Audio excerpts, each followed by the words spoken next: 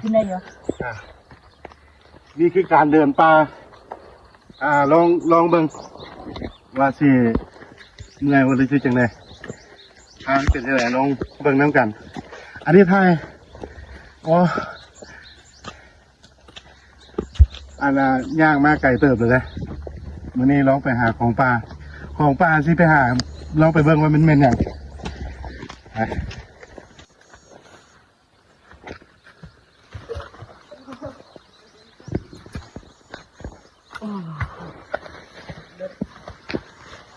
ก่อนไว้เดี๋ยวเจ้าจะได้ทากไว้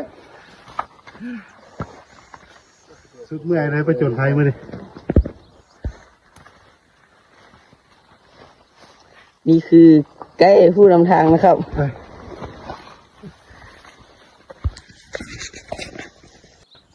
เบิ่งตัวนี่มันกินได้ป่ะลอง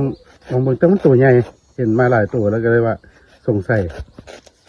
ลองคอมเมนต์มาเบิ่งว่ามันกินได้ป่ะอันนี้ผมเคยกินมันอยู่ในหน่อไม้นะเดี๋ยวดึงออกมาโอ้หัวมุนโอ้ดิตัวใหญ่บุหัวมันกินได้ป่ะได้กินป่ะเอาไว้ซะแล้วเอาลองเบิ่งเนาะแม่นเห็นหลายตัวแล้วเนาะมันเชื่อเป็นกินลองเบิ่งมันจะเป็นกินจะถามเบิ่งเขาเจ้ากันมากินมา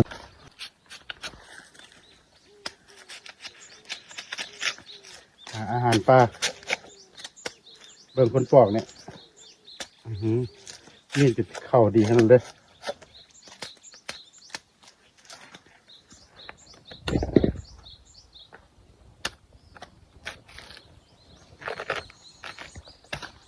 นี่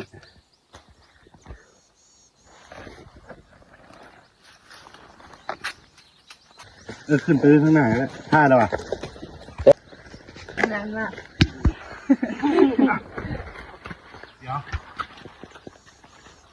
ที่ไหนเหรอนี่คือการเดินป่า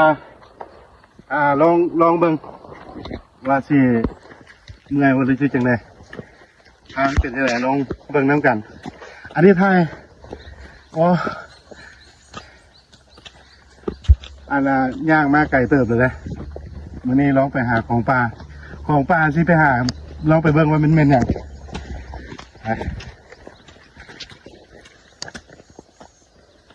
เห็นมั้ยล่ะ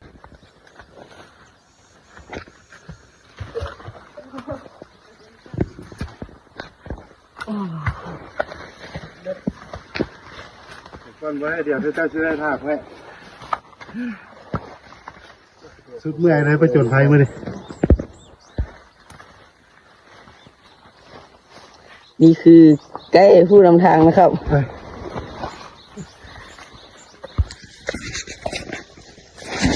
ทัดมาสิ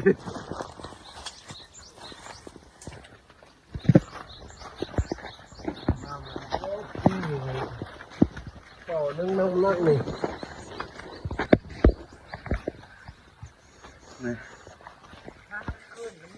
ออกไปเดินทางต่างประเทศ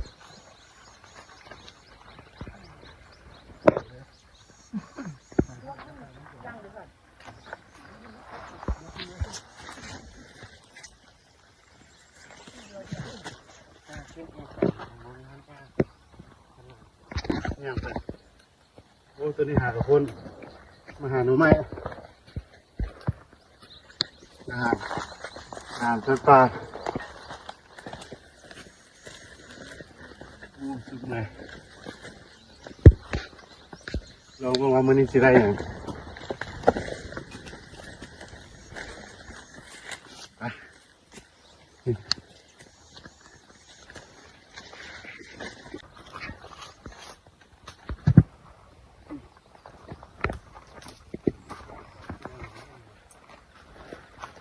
มาเลยครับมาพี่ก้าเอาตัวมันสั่นเดี๋ยวสองอันนี้บอกตัวนี้ยาพ่นปะแม่นยาพ่นกับพ่นมันเป็นพันไม้แล้วเอาแต่ตัวจะยืดโอ้แม่นบนเอาคนปอกหน่อไม้คือได้หน่อใหญ่ใช่ปะไป ไป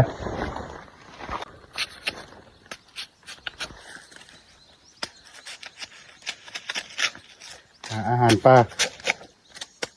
เบิ่งคนปอกเนี่ยนี่จะเข้าดีขนาดเลย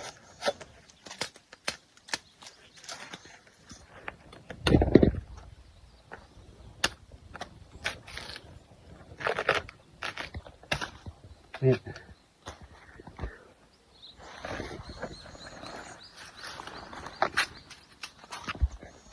นี่ก่อนหน่อไม้ยังก็หน่อไม้เหี้ย หน่อไม้เหี้ยหน่อเหี้ยไม่ใช่หน่อสัตว์ เนาะหน่อแต่นี่มันเหี่ยวไปแล้วเนาะเอาบ่ได้ฮะมันบ่มียอดมีแต่บ้องเนาะกินก็บ่แซ่บนี่ดู เบิ่งตัวนี่มันกินได้บ่ลองเบิ่งแต่มันตัวใหญ่เห็นมาหลายตัวแล้วก็เลยว่าสงสัยลองคอมเมนต์มาเบิ่งว่ามันกินได้บ่อันนี้บ่เคยกินมันอยู่ในหน่อไม้นะเดี๋ยวดูหน่อไม้โอ้หัวมันหัวมุนโอ้ดิตัวใหญ่บ่หัวมันกินได้บ่ได้กินบ่ เอาไว้ซะละ เอาลองเบิ่งเนาะ แม่น เอา เห็นหลายตัวแล้วเนาะมันเชื่อเป็นกิน ลองเบิ่งมันเคยเป็นกินจะถามเบิ่งเขาเจ้ากัน เอ้ย มากินมาเบิ่งนอนี่นอป่ะเป็นนี่เอาอ๋อหนึ่งนอตัวเดียวมึงเสร็จนี่เลยโอ้ยโมเมนต์ดูไป อยู่รุ่งพี่ดีเนาะ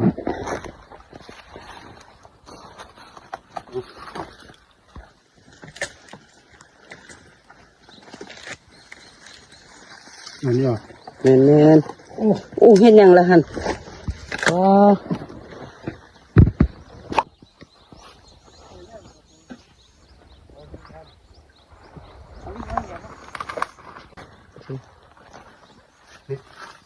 เอาไปทำ งาพุด เอาไปตัวนี้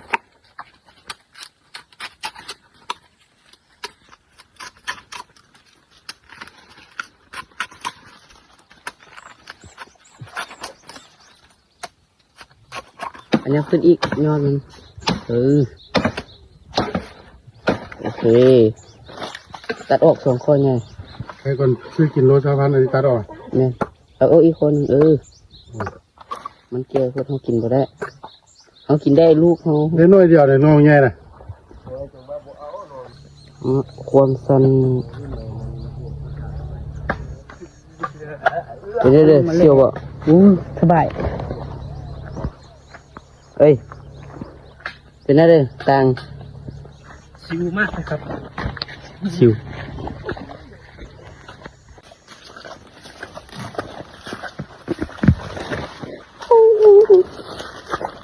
เหนื่อยจัง